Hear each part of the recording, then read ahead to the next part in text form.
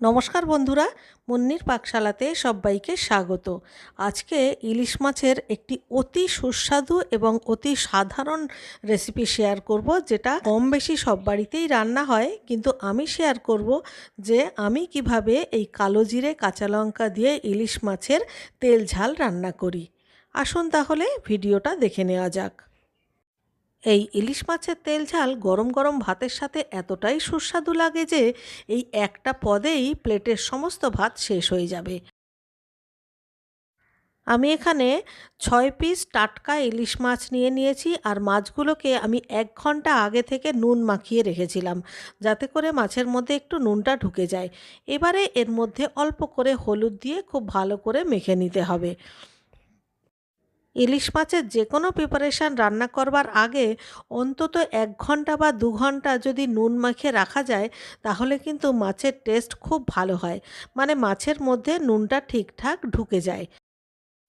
কড়াইতে একটু বেশি করে মানে 4 চামচ মতো সর্ষের তেল দিয়ে দিলাম, আর তেল গরম হলে 1 চামচ কালো জিরে ফোড়ন দিয়ে দিলাম। ফোড়নটা যেই ভাজা ভাজা হয়ে যাবে, একে একে মাছগুলোকে দিতে হবে। এখানে ইলিশ মাছের পিসগুলো কিন্তু আমি খুব বেশি বেশি ভাজবো না, শুধু এপিট ওপিট করে মানে উল্টে পাল্টে একটু ছ্যাঁকা দিয়ে নেব। চাইলে এই রান্নাটা কাঁচা মাছ দিয়েও করা যায়, তবে একটু এপিট ওপিট ছ্যাঁকা দিয়ে নিলে কিন্তু ঝোলের টেস্টটা অনেক ভালো হয়।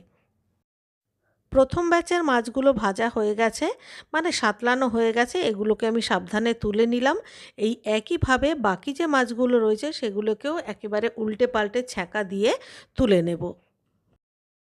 এরপর এই তেলের মধ্যেই 1 মুঠো কাঁচা লঙ্কা চেরা দিয়ে দেব। কয়েক সেকেন্ড নাড়াচাড়া করে একটু ভাজা ভাজা করে নিয়ে 1 চামচ জিরের গুঁড়ো জলে গুলে এর মধ্যে দিয়ে দিতে হবে। মিনিট খানেক মতো একটুখানি নাড়াচাড়া করে নিয়েই জল দিয়ে দিতে হবে, কারণ এখানে জিরের বাটাটা কিন্তু একদমই বেশি কষানো যাবে না। ইলিশ মাছ খুবই তাড়াতাড়ি সেদ্ধ হয়ে যায়, তাই জলের পরিমাণটা কিন্তু বুঝে দিতে হবে। আর ঝোল যখন ফুটতে শুরু করবে, তখনই এর মধ্যে সাঁতলে রাখা মাছগুলোকেও দিয়ে দিতে হবে, কারণ আমরা জলটা খুব কম দিয়েছি। ঝোলের পরিমাণটা এমনভাবে দিতে হবে যাতে মাছগুলো দেওয়ার পরেও মাছগুলো জেগে থাকে, তাহলেই বুঝবেন যে ঝোলটা আপনি ঠিকঠাক দিয়েছেন। এবারে ঢাকা দিয়ে 3 থেকে 4 মিনিট মতো রান্না করে নিলাম, আর দেখুন মাছগুলো কিন্তু প্রায় সব সেদ্ধ হয়ে গেছে। এই সময় মাছগুলোকে খুব সাবধানে একটু উল্টে পাল্টে দিতে হবে, তারপর ঢাকা দিয়ে আবারও 2 থেকে 3 মিনিট মতো রান্না করতে হবে। আরও 2-3 মিনিট পর এবারে দেখুন ঝোল কিন্তু 90% কুক হয়ে গেছে। এবারে একটা হাতার মধ্যে 2 চামচ মতো সর্ষের তেল দিয়ে খুব ভালো করে ঝোলের উপর থেকে ছড়িয়ে দিতে হবে, আর খুন্তি দিয়ে খুব ভালোভাবে ঝোলের সঙ্গে সর্ষের তেলটা মিশিয়েও দিতে হবে। এবারে 2 কি 3টে কাঁচা লঙ্কা চেরা দিয়ে দিতে হবে, এটা শুধুমাত্র ফ্লেভারের জন্য।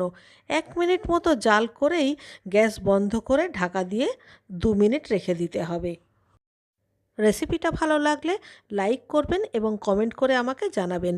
আর আপনি যদি আমার চ্যানেলে নতুন বন্ধু হয়ে থাকেন, তাহলে চ্যানেলটিকে সাবস্ক্রাইব করে প্লিজ আমার পাশে থাকবেন। তাহলে আজকের মতো এই পর্যন্ত, দেখা হচ্ছে পরবর্তী ভিডিওতে। ততক্ষণের জন্য সবাই ভালো থাকবেন, সুস্থ থাকবেন।